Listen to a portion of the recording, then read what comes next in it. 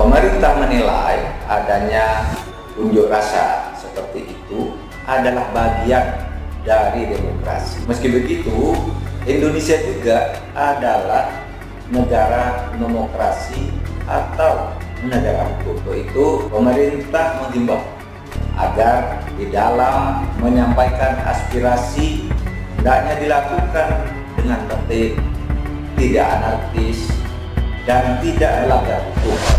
Disuruh demo tiap akhir pekan, mahasiswa jangan mau dimanfaatkan oleh Sengkuni Amin Rais, ditulis oleh Ferry Patli dari Siwar.com. Sebelum kita lanjut, jangan lupa subscribe dan nyalakan loncengnya agar Anda menjadi yang pertama mendapatkan informasi dari jurnal terupdate. Meskipun demo 11 April 2022 lalu di depan gedung DPR hasilnya nihil, alias hanya bikin haus dan capek doang, ternyata ada pula yang mendukungnya. Lantas apa tujuan mereka memberikan dukungan itu? Karena yang ditarget mahasiswa yang demokan Presiden Jokowi. Sedangkan yang memberikan dukungan ini adalah para pembenci Jokowi. Minimal, dengan mantan wali kota Solo itu di demo, para haters tersebut berharap citranya jadi rusak. Selain itu tentunya ada yang berharap terjadi kerusuhan, bahkan bila perlu ada korban jiwa. Sehingga mereka bisa lebih mudah lagi untuk menggerakkan massa dengan jumlah besar untuk demo menuntut Presiden Jokowi mundur. Pola kadrun sebenarnya cukup gampang ditebak. Demo bikin rusuh, dipukul dan ditangkap polisi. Playing victim dengan mengatakan pemerintah represif serta mengatakan pemerintah membungkam suara kritis rakyat. Lalu memprovokasi orang untuk demo lagi supaya peserta bertambah. Baru kemudian setelah mendapat banyak dukungan, demo menuntut Jokowi mundur dari kursi presiden.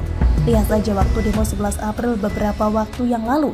Tidak hanya mahasiswa yang hadir, tapi para pendukung Anies dan pembenci Jokowi juga ada di sana. Mereka inilah yang kemudian memukuli Ade Armando hingga bonyok. Jadi semakin sering mahasiswa demo, semakin banyak peluang untuk mereka ditunggangi, dan semakin besar pula peluang untuk terjadi kerusuhan atau anarkis. Hal ini pula yang disadari betul oleh Amin Rais.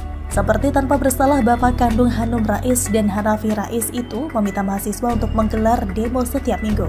Supaya tidak mengganggu aktivitas kuliah, ia pun menyarankan agar demo dilakukan setiap akhir pekan saja, bisa Sabtu dan Minggu. Saya harap demo mahasiswa seantero masyarakat Indonesia terus saja digelar, khususnya pada hari-hari weekend, supaya kuliahnya tidak keteteran, ujar Amin Rais dengan nada sedikit meyakinkan. Seolah sok perhatian sama mahasiswa, ia pun mengingatkan agar mahasiswa berhati-hati, jangan sampai ada penyusup yang masuk saat demo nanti digelar. Dan hindari benar-benar supaya tidak ada model penyusup gelap yang menginjak-injak Ade Armando sehingga mencoreng demo mahasiswa itu. Lanjutnya lagi, ngomongin penyusup padahal dia sendiri yang penyusup secara tidak langsung. Karena dengan mahasiswa beneran demo tiap minggu, ada manfaat yang didapatkan oleh Amin Rais. Seperti dia bisa mengklaim hanya dirinya lah politisi yang dipercaya oleh mahasiswa. Kemudian Wan Amin juga bisa mengatakan sudah saatnya Presiden Jokowi mundur lantaran didemo terus oleh mahasiswa. Nanti kalau tidak mundur, jumlah mahasiswa yang ikut demo akan semakin banyak, sehingga dikhawatirkan peristiwa 1998 kembali terjadi. Selanjutnya, ketika mahasiswa demo, ia bisa turut menunggangi demo tersebut dengan hadir di sana. Ikut orasi mengecam Jokowi sambil teriak-teriak takbir dan hidup mahasiswa.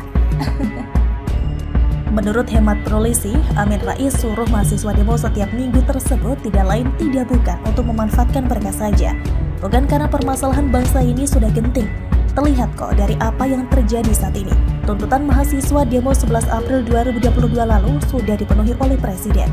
Mereka minta pemilu 2024 tidak ditunda. Presiden Jokowi sudah mengatakan pemilu agar digelar pada tanggal 14 Februari 2024 dan pilkada akan dilaksanakan pada 27 November 2024. Untuk membuktikan keseriusannya itu, Jokowi sudah melantik komisioner KPU dan Bawaslu yang baru. Bayangkan kalau seandainya pemilu ditunda hingga 2027, tentu para penyelenggara pemilu ini tidak akan dilantik sekarang. Lagian juga masyarakat yang tidak setuju pemilu ditunda lebih banyak daripada yang setuju.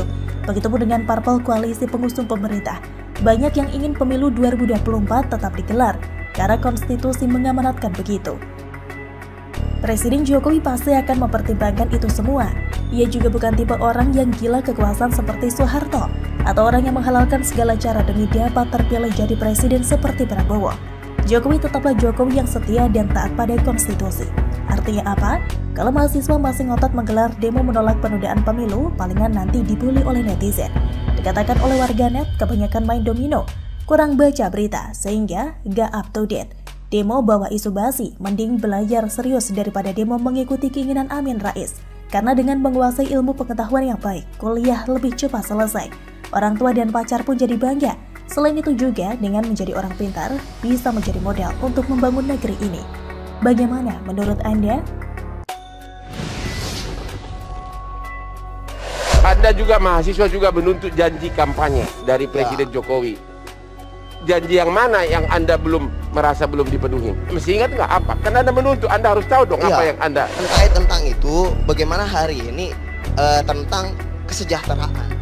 Hari ini contoh misalkan di Orde Lama, kita peroleh yang namanya kebebasan tapi kesejahteraan tidak. Orde Baru kita peroleh kebebasan, kesejahteraan kita punya. Hari ini yang ingin kita tanyakan adalah apakah kita peroleh kesejahteraan? Apakah kita peroleh kebebasan? Terima kasih. Jadi mungkin PMSI perlu ada penasehat dari senior-senior. Oke. Pantesan mahasiswa sekarang dibully. Ketua BEM-SI konyol sekali. Ditulis oleh Syardi dari siwar.com.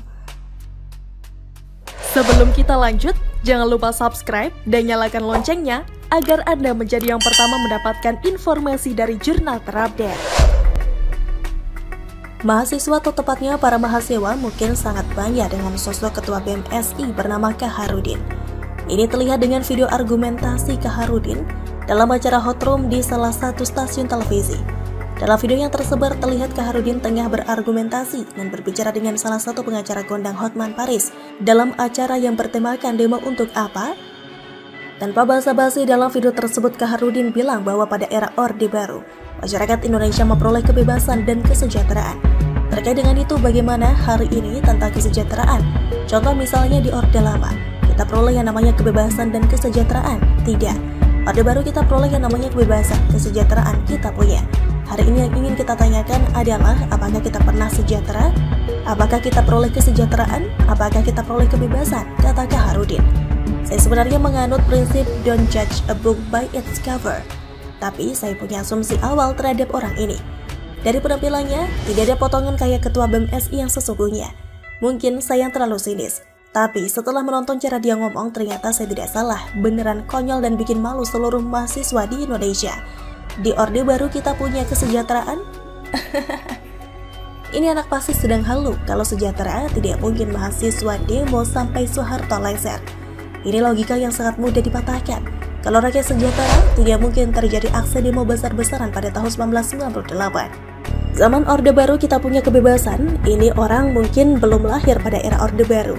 Seandainya dia hidup di masa itu dan mencoba mengkritik pemerintah, dijamin wajahnya akan jadi glowing karena pucat jadi seputih bubuk semen. Lu bisa bebas menghina pemerintah, tapi pemerintah bisa bebas melakukan apapun sama lu. Paham gak? Kalau tidak punya nyali baja, jangan coba-coba kritik pemerintah. Dulu bahkan sempat ada metafora di mana dinding punya telinga. Silap mulut, lu bisa dalam masalah besar. Ucapan Kaharudin diralat langsung oleh anggota Komisi 11 DPR RI, fraksi PDIP, Masinton Pasaribu yang juga ikut serta dalam acara tersebut. Masinton menyebut bahwa pada masa Orde Baru tidak ada yang namanya kebebasan dan kesejahteraan. Fakta yang ada pada masa Orde Baru justru kesejahteraan masyarakat tidaklah merata. Orde Baru itu tidak ada yang namanya kebebasan, kesejahteraannya semu. Jadi maksud saya teman-teman mahasiswa juga harus berpikir objektif. Karena kebebasan tidak ada dalam masa Orde Baru, makanya kami dan teman-teman pada tahun 1997 sampai 1998 menentang itu, memperjuangkan adanya demokrasi seperti itu, kata Masinton. Saya sampai bingung, kok bisa orang ini jadi ketua BEM-SI? Apakah saking tidak ada mahasiswa bermutu di negara ini, sehingga yang kocak begini pun bisa diangkat, bisa diangkat sebagai ketua BEM-SI? Wajar kalau mahasiswa sekarang banyak lagak. Karena sok tahu padahal tidak tahu apa-apa. Mereka sudah hebat padahal publik menganggap mereka bodoh. Tanya tuh mahasiswa senior yang ikutan demo pada tahun 1998. Tanya mereka ngapain mereka demo. Apakah mereka demo karena harapkan nasi bungkus? Apakah mereka demo buat gaya-gayaan? Apakah mereka demo buat cari sensasi biar masuk TV? Mereka berjuang demi kebebasan berpendapat, demi demokrasi yang lebih baik. Kalau di zaman itu kita dapat kebebasan, mengapa mahasiswa dulu demo? Logika begini saja masa tidak bisa dipahami oleh Kaharudin, malah jadi ketua BEM-SI pula. Parah, ternyata status mahasiswa makin kesini makin rendah dan downgrade habis-habisan. Dulu bisa jadi mahasiswa itu membanggakan, sekarang malah jadi bulan-bulanan gara-gara model kayak Kaharudin ini. gak tahu sejarah, gak pernah hidup di era Orde Baru. Minimal, tanya dulu sama yang pernah hidup di zaman itu. Kalau ada mesin waktu, harusnya orang ini dilempar ke tahun 90-an dan beri dia tantangan kritik Soeharto, biar dia jilat ludahnya sendiri. Tapi ini adalah bukti kalau demo yang sebelumnya itu tidak murni. Ada buhir di balik itu semua. Siapa? Ya lihat saja model Kaharudin ini memaira siapa. Sudah paham kan mahasiswa, tidak semuanya ya sekarang modelnya kayak gimana? Ketua BEM SI saja modelnya begini. Bagaimana menurut Anda?